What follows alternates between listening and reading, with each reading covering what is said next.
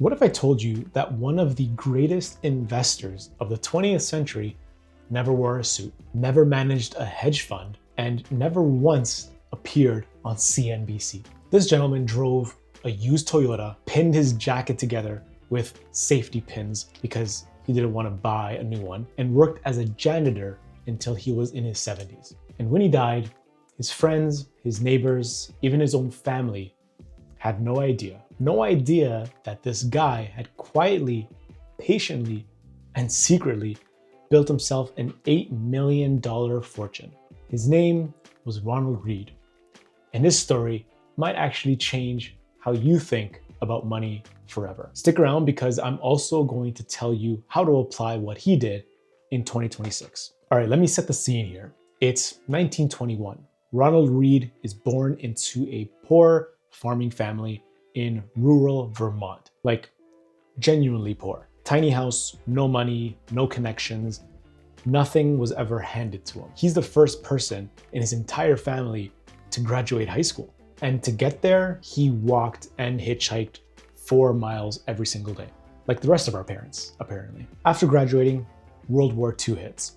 He enlists, serves overseas, comes home in 1945, and does what most working class guys did. He got a job. For 25 years, he pumps gas and works as a mechanic. Then he retires for about a year. Then he gets bored, goes back to work, and spends another 17 years as a part-time janitor at JCPenney. That's it. That's the resume. Gas station attendant, janitor, no 6-figure salary, no inheritance, that's for sure. He didn't need a side hustle, and he didn't need crypto to go to the moon. And yet when Ronald passed away in 2014 at the age of 92, but when his lawyers opened up his safety deposit box, they found 5 inches worth of stock certificates.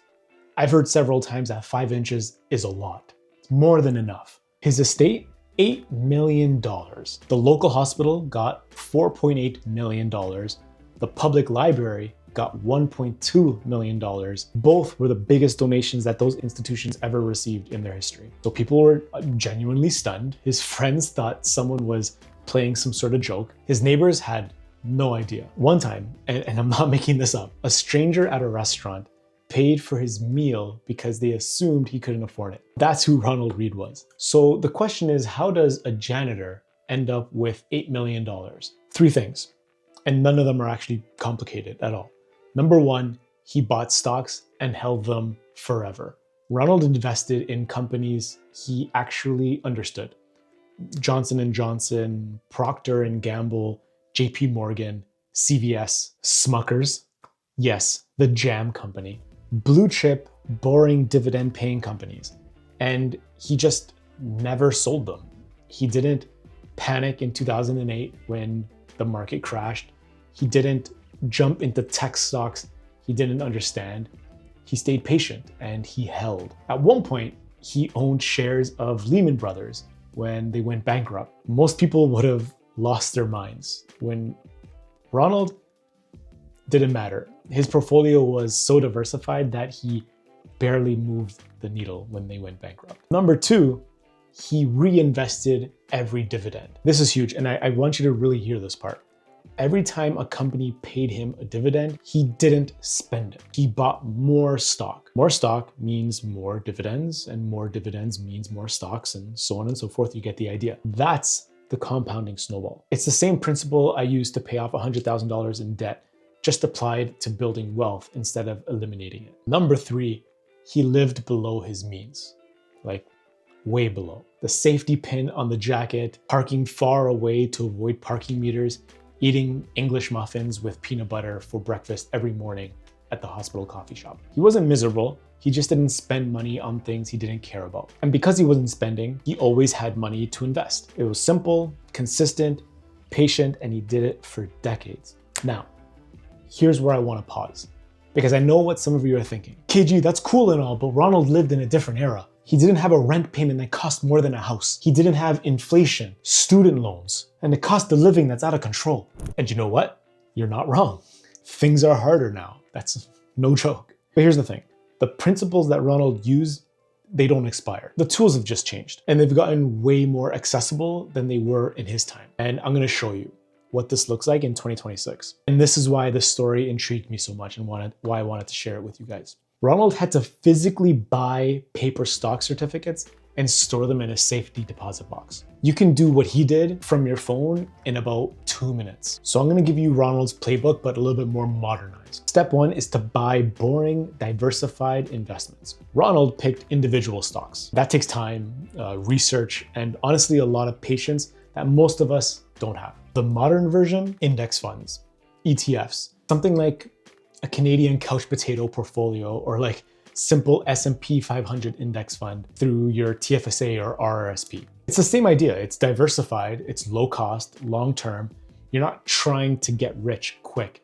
You're trying to get rich slowly, which is actually how it's supposed to work. Step 2 is to automate your investments so you never have to think about it. Ronald had discipline. Most of us, including myself, we need systems. He couldn't automate those paper purchases, but you can. Set up automatic contributions, even 10, 20 bucks a month. The amount matters less than the actual habit itself. So increase the amount as your income grows. Step 3, reinvest everything. In a TFSA or RRSP, you can set it so your dividends reinvest every single time automatically. I am positive that Ronald would have loved this. You don't even have to do anything. The machine just runs for you. Step number 4 is don't touch it.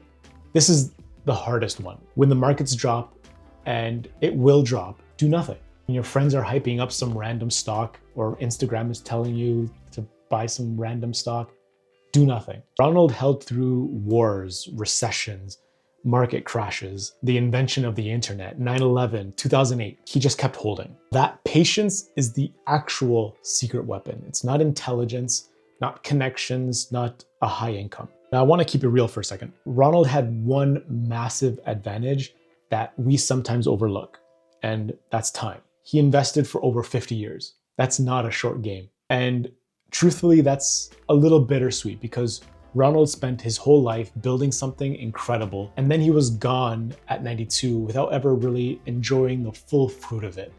He gave most of it away, which is genuinely beautiful, but it's also a reminder. The goal isn't just to accumulate.